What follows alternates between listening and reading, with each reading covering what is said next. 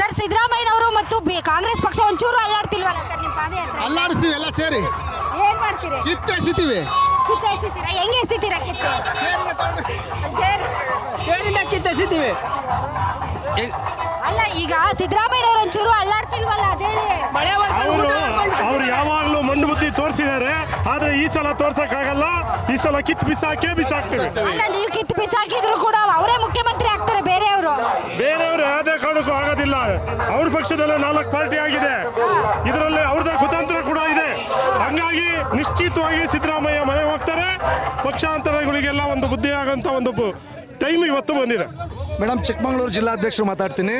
ಇವತ್ತು ಮೂಡ ಹಗರಣದಲ್ಲಿ ಸಿದ್ದರಾಮಯ್ಯನವರೇ ಒಪ್ಕೊಂಡಿದ್ದಾರೆ. ನಾವು ಹಗರಣದಲ್ಲಿ 187 ಕೋಟಿ ಮಾಡಿಲ್ಲ, 83 ಕೋಟಿ ಮಾಡಿದ್ದೀವಿ ಅಂತ ಒಪ್ಕೊಂಡಿದ್ದಾರೆ ವಾಲ್ಮೀಕಿ ಹಗರಣದಲ್ಲಿ. ಅದ್ರ ಜೊತೆಯಲ್ಲಿ ಮೂಡ ಹಗರಣದಲ್ಲಿ ಅವರ ಪತ್ನಿಯವರ ಹೆಸರಿಗೆ ಬಹಿರಂಗವಾಗಿ ಅವರು ರಿಜಿಸ್ಟರ್ ಮಾಡ್ಕೊಂಡಿರೋದು ದಾಖಲಾತಿಲಿದೆ. ಇದಲ್ಲದಲ್ಲೇ ರಾಜ್ಯದಲ್ಲಿ ಅನೇಕ ಹಗರಣಗಳಲ್ಲಿ ಸರ್ಕಾರದ ಹಿರಿಯ ಅಧಿಕಾರಿಗಳು ಮತ್ತು ಹಲವಾರು ಮಂತ್ರಿಗಳು ಸಿಗಾಕೊಂಡಿದ್ದಾರೆ.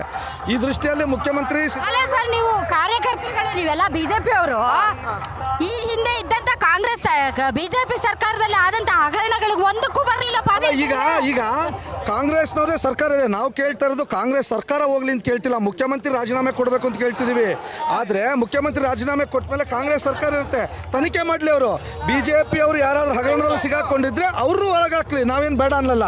ಆದರೆ ಇವತ್ತು ಕಾಂಗ್ರೆಸ್ ಸರ್ಕಾರ ಹಗರಣದಲ್ಲಿ ಸಿಗಾಕೊಂಡಿದೆ, ಸರ್ಕಾರದಲ್ಲಿ ಇರ್ತಕ್ಕಂಥ ಮುಖ್ಯಮಂತ್ರಿ ರಾಜೀನಾಮೆ ಕೊಡಬೇಕು ಅನ್ನೋದು ನಮ್ಮ ಆಗ್ರಹ.